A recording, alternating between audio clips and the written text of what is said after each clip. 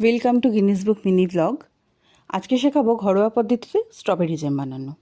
তার জন্যে 10টা মতো স্ট্রবেরি, 1 কাপ জল, খুব সামান্য একটু নুন আর 2 চামচ মতো চিনি। আমি এর বেশি চিনি অ্যাড করিনি। ফুটতে শুরু করলে এটাকে এরকম অল্প করে হাতা দিয়ে ভেঙে ভেঙে দেবেন। এটা স্ম্যাশ করার দরকার নেই। আর গ্যাসের আঁচটা মিডিয়াম টু লো রাখবেন, কিন্তু এটাকে কন্টিনিউ নাড়িয়ে যেতে লাগবে, নইলে লেগে যাবে।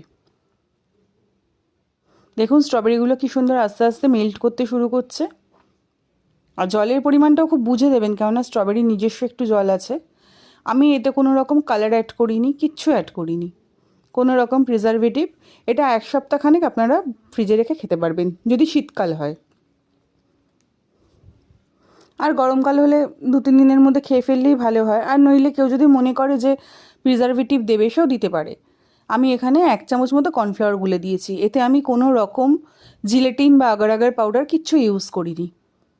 যদি বাড়িতে বাচ্চারা থাকে, সে যদি স্ট্রবেরি খেতে পছন্দ করে, এটি তার জন্য ভীষণ হেলদি।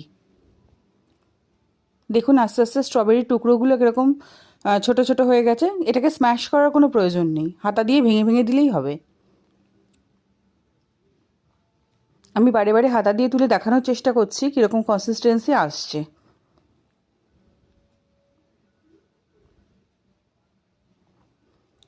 পরে একটি কাচের বাটিতে আমি রেখেছিলাম এবং আধা ঘন্টা পর খুব ভালো করে সেটও হয়ে গেছে। ভিডিওটি ভালো লাগলে একটু লাইক করে দেবেন, আর যারা চ্যানেলটি সাবস্ক্রাইব করেননি প্লিজ সাবস্ক্রাইব করে দেবেন। Thank you.